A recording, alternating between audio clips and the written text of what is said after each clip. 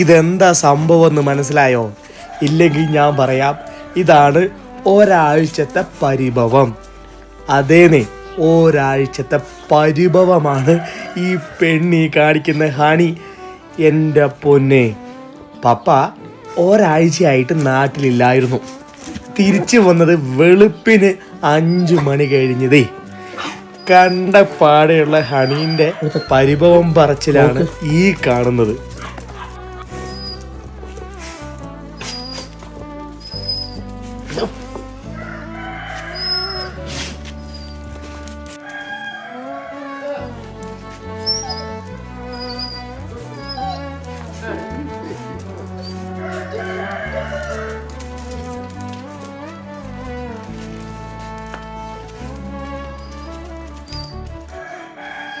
കൂട്ടത്തിൽ എല്ലാവർക്കും പരിഭവം ഉണ്ടെങ്കിലും ഹണിക്ക് അതൊരല്പം കൂടുതലായിരിക്കും. കാരണം അവൾക്ക് പപ്പയുടെ പുറകെ പോകാൻ പറ്റിയിട്ടില്ല, വണ്ടിക്ക് കാത്തിരിക്കാൻ പറ്റിയിട്ടില്ല, ഇതൊന്നും സാധിച്ചിട്ടില്ല. അതിൻ്റെ എല്ലാ പരിഭവവും അവളുടെ മുഖത്തുണ്ട്.